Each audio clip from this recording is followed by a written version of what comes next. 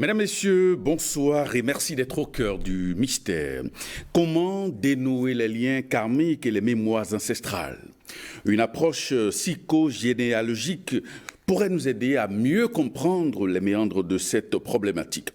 Dans un instant, nous donnerons la parole à notre spécialiste du jour.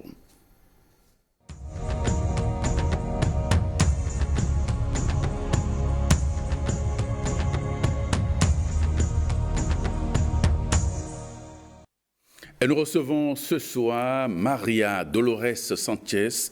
Elle est psychogénéalogiste. Alors, Madame Maria Dolores Sanchez, qu'est-ce que c'est que la psychogénéalogie? Bonsoir Prosper. Bonsoir. Déjà. Psychogénéalogiste, eh bien, on est un spécialiste de la psychogénéalogie. Psychogénéalogie signifie... Alors vous avez deux mots, hein, le mot psychologie et le mot généalogie, voilà, qui ont été fondus dans un seul et même mot, qui est le mot psychogénéalogie. Et donc c'est une discipline qui s'intéresse en fait à l'état psychologique des aïeux d'un descendant qui vient nous voir pour un problème. Ouais. Alors, est-ce que vous pouvez définir ce qu'on entend par karma? Karma, oui, on est dans un autre champ en fait d'influence chez l'individu. Vous avez d'un côté les mémoires ancestrales qui sont véhiculées par l'ADN et vous avez d'un autre côté le karma qui en fait est la somme de toutes les actions passées, positives et négatives, d'une âme en fait. Donc là on est dans l'histoire de l'âme qui va répéter, suivant des vies successives, des expériences pour s'améliorer, toujours dans cet esprit d'évolution. Oui. Et parfois, les deux champs, et même souvent, les deux champs se complètent et se fondent. Et quelle est la différence que l'on peut, disons, relever entre le karma et les mémoires ancestrales? La différence principale, c'est que l'âme, pour elle, elle doit absolument évoluer. Donc si elle a raté quelque chose dans une vie, elle recommence dans la vie d'après de façon différente pour arriver à dépasser cela. Ce sont des épreuves qu'elle se donne pour arriver à passer les caps, comme un écolier qui va passer plusieurs examens en fonction de l'école qu'il va faire. Donc ici, c'est ça. Alors que les mémoires généalogiques, les mémoires ancestrales, en fait, c'est le terrain matériel, biologique, qui va servir à cette âme d'évolution. Parce que l'âme, en soi, elle a besoin d'épreuves à passer. Mais où est-ce qu'elle va les passer? Il lui faut un terrain. Donc, elle va choisir la famille où elle va s'incarner, les parents qui vont la créer, en fait, qui vont créer son corps.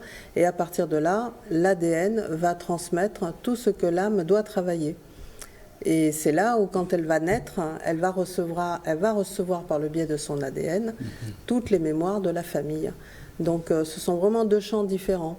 Quelque part, elle a en mémoire dans son inconscient ce que doit travailler l'âme, mais la vie va lui offrir les épreuves qui correspondront à cette évolution et qu'elle devra passer. Mais comment se fait le choix de l'âme, de famille, d'aller dans telle ou telle autre famille? Oh, c'est un choix qui est fait de concert avec des guides spirituels, ce que d'autres appellent les anges ou les esprits ou les âmes, peu importe, ce sont des terminologies qui désignent toujours les mêmes individus qui sont des guides spirituels et qui sont là pour vous guider tout simplement, pour vous dire par exemple, écoute, ça fait déjà 3 vies que tu as passé à te laisser écraser par les autres, il faut que tu passes une vie où tu t'affirmes, tu réussis à dépasser ça et où tu t'affirmes et où tu vas réussir à dire non, par exemple. Donc, dans cette vie-là, qu'est-ce que tu vas faire et dans quelle vie tu vas t'incarner, dans quelle famille tu vas t'incarner, quels parents tu vas choisir. Et donc, c'est l'âme qui va dire, je vais choisir cette famille, par exemple, où il y a beaucoup de gens autoritaires, parce qu'il faudra que j'affronte l'autorité pour arriver à dire non, je ne veux pas de cette autorité-là, moi j'en veux une autre, c'est la mienne. Et parce que si je m'incarne dans une famille où il n'y a pas ce problème, c'est-à-dire que tout le monde est respectueux, jamais j'apprendrai à dépasser un acte d'autoritarisme sur moi. Et donc c'est là où le guide va lui dire, oui, pourquoi pas, cette famille elle est pas mal. Et puis il y en avoir une autre où c'est pareil, il y a des autoritaristes, mais il y a aussi des personnes aidantes qui vont t'aider et te guider si jamais tu as une baisse de morale ou autre. C'est là où, de concert avec le guide ou les guides, l'âme va choisir, et les parents, et les circonstances aussi de la conception. C'est pareil. Est-ce que c'est pendant un viol? Est-ce que c'est pendant un moment de plaisir? Est-ce que c'est pendant un moment d'égarement, un moment d'adultère ou un moment classique de parents qui sont mariés, qui s'aiment, voilà. Et tout cela va venir nourrir l'âme au moment de la naissance. Alors, est-ce que tout cela est lié à des contentieux entre ces différentes âmes? Les différentes âmes, c'est-à-dire C'est-à-dire lesquelles? que, est-ce que cela est lié à des contentieux que l'âme qui veut s'incarner Oui. dans une certaine famille, est-ce que cette âme-là a des liens ancestraux avec cette nouvelle famille? Ah, ça peut arriver. Ça arrive même très souvent que ce soit des liens karmiques. Oui. C'est-à-dire que les personnes qui vont être ses parents ou les grands-parents ou oncles et tantes, peu importe, même frères et sœurs, vont être déjà des personnes qu'elle a connues dans des vies antérieures. Donc ce sont des âmes qui vont se reconnaître, en bien ou en mal d'ailleurs. D'un seul regard, ils vont établir que celui-là va falloir se méfier, celui-là pas du tout. Voilà. D'accord. Oui. Alors, quelles sont alors les catégories d'êtres qui subissent, disons, les influences du karma et des mémoires ancestrales? Est-ce que tout le monde est astreint à ça? Tout le monde. Eh oui. Tout le monde, puisqu'on est dans un chemin d'évolution. Ouais. Par contre, on n'est pas tous au même niveau de ce chemin d'évolution. C'est ce qui fait qu'il va y avoir des moments où on va vivre des moments terribles dans notre vie, mais en même temps, à côté, il va toujours y avoir quelqu'un qui va nous aider, qui est un envoyé du guide spirituel et qui va nous conseiller. Ça peut être un professeur à l'école, ça peut être le voisin ou le père d'un ami, ou peu importe, mais quelqu'un qui à ce moment-là va vous secourir et vous dire il y a quelque chose qui ne va pas, je peux peut-être t'aider et te conseiller. Et là, ça va aller mieux. Donc tout le monde est concerné, mais on n'est pas tous au même niveau d'évolution.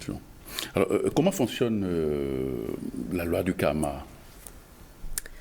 Eh bien, c'est une loi cyclique, hein, comme l'indiquent les hindous, avec la roue du karma et la roue du dharma.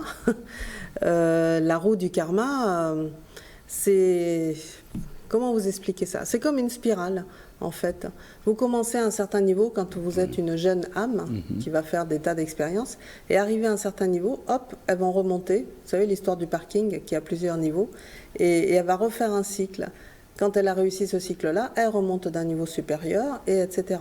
Et c'est toujours une roue qui monte. Ça prend plusieurs milliers d'années, hein, cette histoire. Mais à un moment donné, bien sûr, ça s'arrête parce qu'on a complètement terminé le cycle du karma. Et des incarnations, et des incarnations sur plusieurs planètes. Et il n'y a pas que la planète Terre qui est habitée également. Donc, suivant l'évolution, on va choisir de faire une autre roue, un autre cercle, dans une autre planète, parce que cette planète-là est beaucoup plus évoluée, et elle correspondra à notre niveau d'évolution à ce moment-là. Mais on ne s'incarne pas toujours sur la planète Terre, sinon on tournerait en rond. Et maintenant, les mémoires ancestrales, comment elles ou elles fonctionnent? Les mémoires ancestrales, eh bien, elles sont véhiculées par l'ADN, c'est-à-dire que lorsque vous avez un aïeul qui a été traumatisé dans sa vie, mais vraiment avec un gros chagrin énorme, va souffrir de ce chagrin, de cette situation, sans trouver la ressource pour pouvoir en guérir et se réhabiliter. Donc cet aïeul va mourir avec ce chagrin et il va le transmettre via l'ADN à sa descendance, qui devra revivre la même chose parce que pour défaire une chose, il faut la vivre. Sinon, il n'y a aucune raison qu'on la défasse. Et comme ils ne trouveront pas, ils vont transmettre à la génération suivante. Et comme ça, on peut faire 10, 15 générations, toujours avec le même problème, identifié. C'est ça. Alors, est-ce que les conséquences karmiques vont d'une vie à une autre? Et oui, parce que si on prend que le karma, bien sûr, on est dans le phénomène des vies successives. Ouais. Alors que dans le phénomène des mémoires ancestrales, on n'est que dans la vie présente, puisque c'est nous-mêmes, mais qui avons hérité de tout l'arbre familial, des cellules, et etc., dans l'ADN. De cette façon-là, est-ce qu'on peut choisir, est-ce que par exemple on peut se dire que telle famille, cette famille de gens vertueux, par conséquent, on choisit de s'incarner dans cette famille-là pour ne pas traîner trop de mémoire, pour ne pas ramasser trop de mémoire ancestrale, peut-être pas bien qualifiée. Ah, on peut. Mais encore une fois, tout dépend de l'ambition de l'âme. Qu'est-ce qu'elle veut réussir dans cette vie-ci? Alors, c'est certain que dans l'exemple que vous donnez, jelle peut décider de s'incarner dans une famille très vertueuse, très pratiquante dans son lieu de culte, et puis être soi-disant parfaite, c'est-à-dire au niveau des comportements, toujours faire du bien à autrui, etc. Mais l'âme, elle peut décider de s'incarner dans cette famille-là pour devenir rebelle, parce qu'elle ne l'a encore jamais fait dans les vies d'avant, et qu'à un moment donné, il faut savoir se rebeller, il faut savoir dire non, moi je ne veux pas ça, vous voulez être vraiment parfait, obéir, etc., mais moi je veux être artiste, par exemple. Et il y a des tas de familles où le mot artiste fait peur. Parce que c'est une façon de vivre qui est très libre, qui est très fantaisiste, qui n'obéit à rien, à aucun code, si ce n'est celui de la créativité. Donc une famille pareille, vous imaginez, il y a des familles de médecins ou des familles de notaires, et qui eux ne supportent pas lorsqu'il y a un de leurs enfants qui dit « moi je veux être artiste ». Eh bien non, ça ne se passe pas comme ça. Donc il faudra que cet enfant se rebelle en disant « moi je serai artiste et j'y arriverai, et s'il faut que je vous laisse, eh bien je m'en vais et je disparais et je vais courir le monde ». Pourquoi pas? Mais l'âme aura réalisé au moins son ambition qui était de se dégager, d'affronter une famille, d'affronter un certain état d'esprit et d'en sortir. Alors, est-ce qu'on peut, par exemple, solliciter l'aide des ancêtres? Ah oui, oui, bien sûr, à tout moment. Oui, en quoi faisant? On peut faire des prières, vous savez, les prières ont une force très puissante, que ce soit pour invoquer un saint, une divinité, un guide, ou que ce soit pour invoquer un ou des ancêtres. On peut avoir connu, je ne sais pas, des grands-parents aimants qui étaient toujours là pour nous aider et qui sont morts. On fait appel à eux. Alors, s'il te plaît, toi qui m'as toujours aidé, est-ce que tu peux encore une fois m'aider dans ce problème-là que j'ai et ils aideront. C'est quelque chose que l'on peut définir comme nourricier. Le fait d'appeler quelqu'un que l'on a connu, qui nous a serrés dans les bras, qui nous a consolés, c'est celui-là. Que si on appelle une divinité ou un guide, on a l'impression de ne pas le connaître, de ne pas l'avoir voilà, pas l'avoir fréquenté, comme on dit. Mais pour autant, on va quand même invoquer sa puissance. Donc un ancêtre, bien entendu, c'est même plus fort parce qu'on a ce lien affectueux que l'on avait du vivant de la personne. Mais quand on l'appelle, il se manifeste comment, cet ancêtre? Ah, il envoie des signes. Ben, pour vous qui êtes médium, est-ce que vous avez la possibilité de voir ces liens-là avec ces ancêtres qui se manifestent? Oui, oui. Il y a plein de signes. Ça me rappelle hier, je ne sais plus, j'étais avec des amis et puis on a parlé d'un certain nombre de choses au niveau spiritualité. Et quand est venue l'heure de partir, j'ai regardé comme ça machinalement par terre et il y avait une pierre en forme de cœur. Voilà. Que je n'avais pas remarqué avant. Peut-être qu'elle y était avant, mais je ne l'avais pas vue. En tout cas, là, je l'ai remarqué. Ça, c'est un signe, mais classique.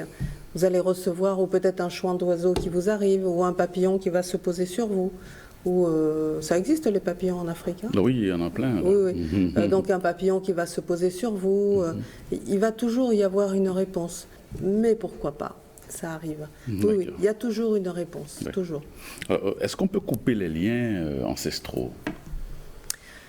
Alors couper n'est pas vraiment le terme avec lequel je suis d'accord. Je dis ça parce que quand j'avais suivi mes formations en psychogénéalogie, il y a une trentaine d'années de cela, on disait qu'effectivement, il fallait couper les liens. Et moi, je ne trouvais pas ça logique parce que entre vous et moi, il y a un lien, même s'il est temporaire, mais il n'y a pas de ciseaux pour couper les liens. On ne peut couper que quelque chose de matériel, une feuille, un bout de bois, quelque chose, mais pas un lien invisible. Donc, il vaut mieux transformer. Transformer un lien, oui, ça on peut. Et c'est vraiment tout le propos de ce que je fais depuis 30 ans avec mes patients et que j'indique à mes stagiaires quand je les forme. Oui, comment se présente cette technique-là pour couper ces liens, pour rompre ces liens? Ce sont des liens énergétiques, une technique énergétique qui existe pendant la séance. Quand j'ai la personne physiquement avec moi, le patient, je le mets en état de conscience modifiée, qui est le vrai nom de l'hypnose. Et pendant cette hypnose, on remonte les générations. Bon, quand on arrive à la bonne génération, celle qui a eu son traumatisme, à ce moment-là, quand on a toute l'histoire, je donne une technique de visualisation de couleurs. À partir de là, il prend les mains, parce que lui, il voit son ancêtre sous hypnose. Il prend les mains ou il le prend dans ses bras et il lui transfuse cette couleur qui est vraiment une énergie très nourricière et qui est ce qui lui a manqué. Et une fois qu'il a terminé, l'ancêtre est plein de cette énergie, il est guéri de son traumatisme. Il a reçu ce qu'il n'avait pas et que là, ça lui permet de contrebalancer. Donc c'est une technique parmi d'autres. Il y a aussi des lettres, des lettres que l'on peut faire. C'est ce que l'on appelle des actes cosmiques, en fait.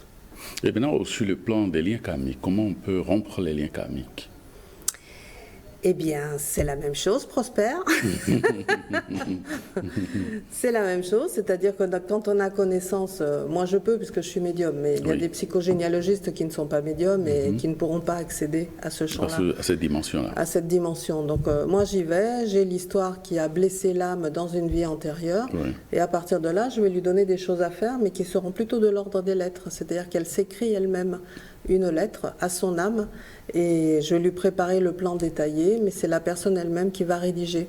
Et en fait, il va y avoir des mots magiques un petit peu placés un peu partout dans le texte, qui fait qu'à un moment donné, ça va agir comme un baume pour la personne quand elle va rédiger. Et en général, les personnes me disent qu'elles ont beaucoup pleuré tout en rédigeant, parce que ça remue et ça nettoie aussi. Et puis la lettre, après, bon, elles doivent la poster, elles doivent faire un certain nombre de choses. Il va y avoir aussi peut-être une prière associée.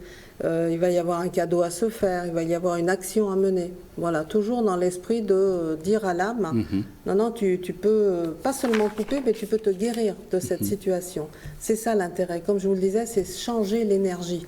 Et c'est ça qui demeure. Et cette nouvelle énergie qui est positive, elle va rester de manière définitive.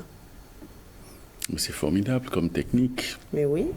Mais comment comprendre que, il est difficile de faire accepter aux gens qu'il y a cette possibilité de rompre ou de nettoyer les liens karmiques? Disons qu'au départ, quand j'ai démarré il y a 30 ans, c'était très novateur et bien oui, il a fallu faire ses preuves. Les preuves, ça a été surtout lorsque j'ai fait paraître mon troisième livre, Voyage au pays des aïeux, où là je décris en psychogénéalogie ce que l'on fait, les techniques, etc. À partir de la parution de ce livre, il y a 12 ans maintenant, effectivement, là ça a fait connaître au grand public la manière dont je procédais. Et ça a été quelque chose parce que j'ai pas mal de patients qui ont accepté de témoigner dans ce livre pour dire comment ils s'en étaient sortis à partir d'un problème, qu'est-ce qu'on avait trouvé côté père, qu'est-ce qu'on avait trouvé côté mère, et à partir de là, le résultat. Et ça a été quelque chose de fabuleux. Alors maintenant, j'ai plus besoin de faire ça, parce qu'en plus, j'ai une chaîne YouTube que j'alimente avec des vidéos thématiques, et où les personnes connaissent. En fait, on me connaît. Si on tape Maria Dolores Sanchez sur Internet, on me trouve très vite, avec mon site, etc. Mais il y a 30 ans, c'était pas comme ça. Aujourd'hui, on a cette possibilité-là. On a la possibilité de me trouver facilement. Oui. Alors, on a parlé certainement d'une seule technique en termes de couper les liens et de rompre avec les liens ancestraux. Est-ce qu'il existe aussi d'autres techniques que vous aviez prouvées et qui permettent donc de faire ce genre de choses? Non, c'est vraiment en psychogénéalogie que j'ai trouvé ces changements définitifs, parce qu'en plus, la psychogénéalogie, il faut dire que c'est la seule discipline qui permet de traiter tout un arbre familial juste avec une personne. La seule. Toutes les autres, que ce soit la psychanalyse, la psychologie classique, etc., vont traiter l'individu en présence du thérapeute, mais c'est que l'individu. Ça ne va pas changer les parents, ça ne va pas changer les enfants, ni rien. Ici, oui. Parce que comme c'est une chaîne de transmission, à partir d'un aïeul peut-être à la 10e génération jusqu'à vous, par exemple, ça fait 10 générations intermédiaires qui se sont transmis ce problème. Et quand je dis 10 générations, c'est aussi les enfants, les collatéraux. Donc ça fait énormément de monde. Peut-être qu'en vous traitant, vous, je vais libérer 55 personnes en même temps. Et également sur vos enfants, petits-enfants et lignées à venir. C'est ça qui est intéressant et qui est mesurable. Et c'est vraiment mesurable, c'est que lorsque je traite des personnes qui ont un problème de santé, parce que là, ils sont suivis par le service médical. Il y a des prises de sang, il y a des radios, il y a tout un suivi qui est mis en place. Enfin, en tout cas en France, ici, je ne sais pas comment ça se passe. Mais là, on peut mesurer l'avancée. On a défait des mémoires, d'un seul coup, les analyses de sang changent, elles deviennent complètement équilibrées. Les radios, j'ai pas traité des fractures, faut pas exagérer. Mais voilà, on voit de toute façon, et on le voit chez d'autres personnes de la famille qui avaient le même problème de santé et qui au même moment s'en sont trouvées libérées. Je veux dire, on peut appeler ça un miracle, ça ne l'est pas puisqu'on a fait un travail pour cela. C'est ce qui était attendu. Mais c'est quelque chose de fabuleux quand même. Forcément, on a besoin donc des psychogénéalogistes. Dites-nous, en quoi cette discipline-là est véritablement utile aujourd'hui? Elle est utile pour avancer très vite. Parce que la plupart du temps, dans les actions thérapeutiques que l'on peut avoir classiques, il faut compter 10 à 15 séances au mieux. Ouais. Voilà. En général, c'est beaucoup plus. Ici, moi, j'ai besoin que de 4 séances, si vous voulez. On est vraiment dans une thérapie très brève. Alors, quand je dis 4, c'est une fois par mois, donc c'est 4 mois. En réalité, mais voilà, c'est quand même très rapide. Après, ils reviennent 1 an ou 2 après, parce qu'ils ont un autre problème. Et ils se disent, oh là là, je ne vais pas passer à nouveau sur tous les soucis. Je contacte Maria Dolores, ça va être défait tout de suite et je passe à autre chose. Et donc, ça permet d'avancer. C'est ça. Oui, mais comment est-ce qu'on se forme à la psychogénéalogie quand on veut être psychogénéalogiste? Oui. Qu'est-ce qu'il faut faire? Effectivement, il faut une formation.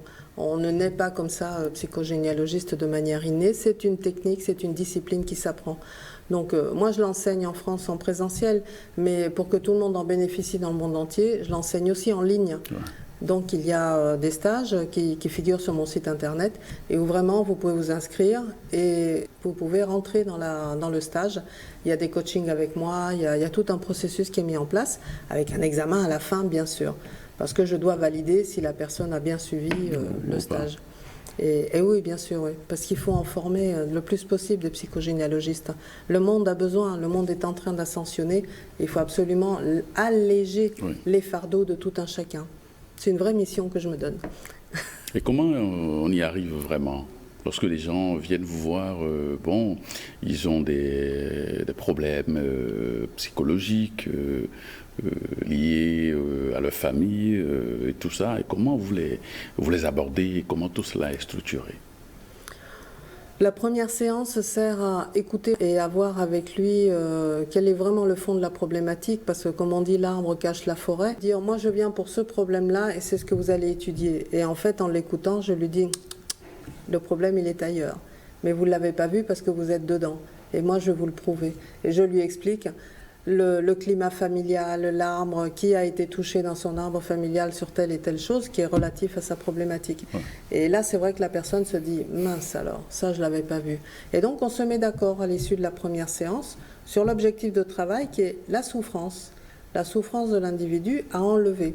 Parce que cette souffrance, elle est le résultat de ce qui s'est transmis depuis plusieurs générations, depuis, je vous dis, 10, 15 générations, on ne sait pas, via l'ADN. Donc, une fois bien identifié, les 2 séances suivantes, qui sont sous hypnose, on les fait côté père, côté mère, et là, on va remonter, avec ce fil conducteur de cette souffrance, on va remonter les mémoires familiales pendant la séance. C'est pour ça que c'est rapide. Et la 4e séance, elle est sur le mode discussion. La personne évalue mon travail. Je lui donne ce droit de me dire le résultat et savoir ce qu'il en est. Bon, à 90%, on va dire, c'est acté, c'est terminé, c'est résolu. Et il reste un petit 10% où il va y avoir un petit reste, on va dire, mais qu'il faut absolument défaire parce que si on ne fait rien, ce petit reste, il va se transformer en patate chaude pour les générations suivantes. Donc non, il faut que ce soit propre et net dès le départ. Et là, peut-être que je rajoute une séance, voilà. Mais s'il existe des résistances, lorsque vous êtes en train de mettre en place le processus donc qui favorise l'épanouissement des gens, qui rompt donc les liens ancestraux, est-ce que parfois il vous arrive de tomber sur des cas où il y a de la résistance ? Oui, ça m'arrive lorsque poussé par le conjoint ou poussé par les enfants, en disant mais quand est-ce que tu y vas, ça va te faire du bien parce que tu nous enquiquines. Il y avait un autre verbe qui me venait à l'esprit. Tu nous enquiquines avec ton caractère, mais allez-y, va voir. Bon, donc la personne vient, mais parce qu'elle est poussée, mais d'elle-même, elle n'a pas envie, elle n'est pas volontaire. Or, pour faire un acte thérapeutique quel qu'il soit, il faut être volontaire. Ouais.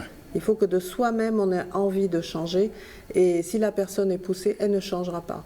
Donc ça, on le sait. Mais c'est aussi dans mon talent thérapeutique de démontrer à la personne qu'elle a peut-être besoin pour elle-même et qu'elle aura envie de se faire suivre par moi. Parfois, j'échoue, hein. Je ne suis pas Dieu, hein. Mais il y a des fois où ça marche, où la personne est convaincue, et là, on peut y aller.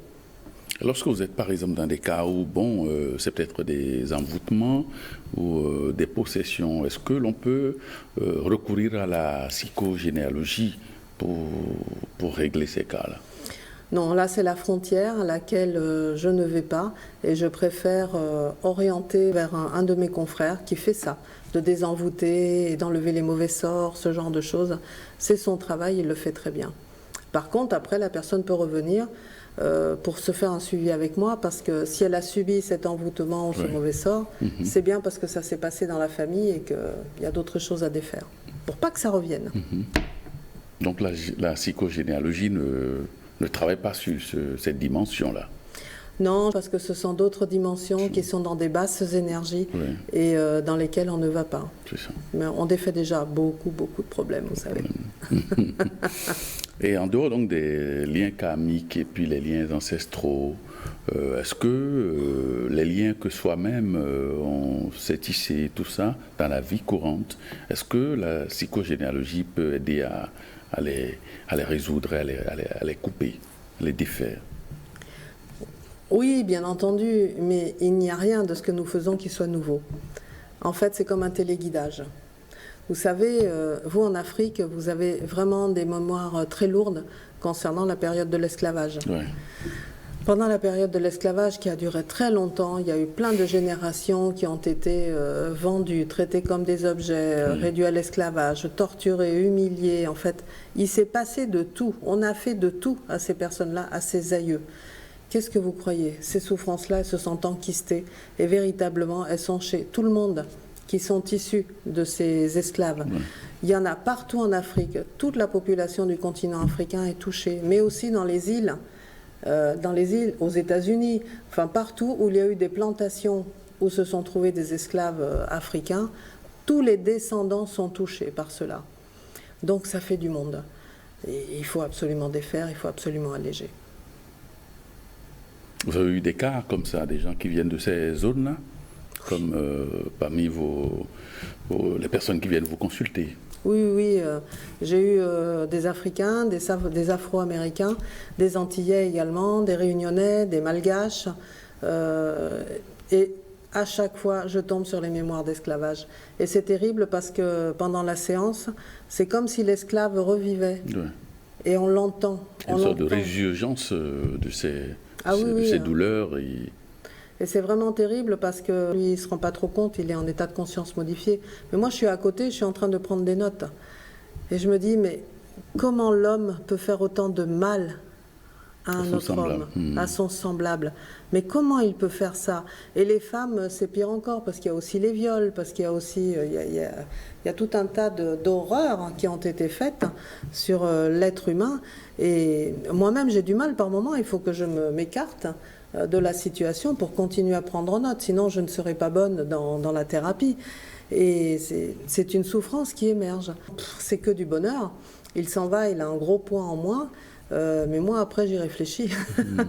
Et je me dis, il faut absolument faire quelque chose. C'est pour ça que je suis vraiment heureuse que vous m'ayez invitée aujourd'hui, parce que c'est une parole que je peux diffuser, de dire, mais faites quelque chose pour votre âme, faites quelque chose pour votre corps, pour votre vie, en psychogénéalogie, parce qu'il y a un vrai besoin réel. Et il faut l'enlever, il faut arrêter toutes ces souffrances. Ça ne sert à rien de souffrir, surtout sur des souffrances qui ont eu lieu il y a 300 ans. Oui, plusieurs siècles. Eh oui, plusieurs siècles. Vous, c'est l'esclavage, mais chez d'autres, ça va être d'autres histoires, évidemment. Mais c'est épouvantable, hein. Il faut arrêter ça, quoi. L'énergie de la Terre, l'aura de la Terre porte ces histoires. Donc c'est pareil. Quand je défais les mémoires ancestrales comme ça chez une personne, je les défais pour toutes ces lignées qui ont été touchées, bien évidemment, pour le futur de la lignée, évidemment, mais c'est aussi l'aura de la Terre. C'est-à-dire, je les défais dans la zone où ça s'est produit, parce que c'était resté inscrit, dans la zone où ça s'est réalisé dans les plantations, etc. Donc, c'est toujours des zones différentes de la Terre qui vont se trouver allégées et nettoyées. Donc, vous imaginez le travail qu'on peut faire juste avec 4 séances avec une personne. C'est cadeau. Bon, je suis convaincue. Hein. Bien, écoutez, c'est ce que je viens de dire. C'est intéressez-vous. Allez voir dans ma chaîne YouTube qui s'appelle La Gazette de la Psychogénéalogie pour apprendre et vous comprendrez tout de suite ce qui peut se tramer chez vous et qui sont des problèmes qui ne se défont pas tout seuls. Il faut absolument une aide extérieure. Et cette aide extérieure, faites-le parce que c'est pour le bien de vous-même, mais aussi de votre communauté, de votre pays et le reste. Merci Maria Dolores Sanchez, psychogénéalogiste. Merci de nous éclairer sur cette thématique, comment dénouer les liens karmiques et les liens ancestraux. Amis téléspectateurs, merci d'avoir suivi cette émission et on se retrouve très très bientôt.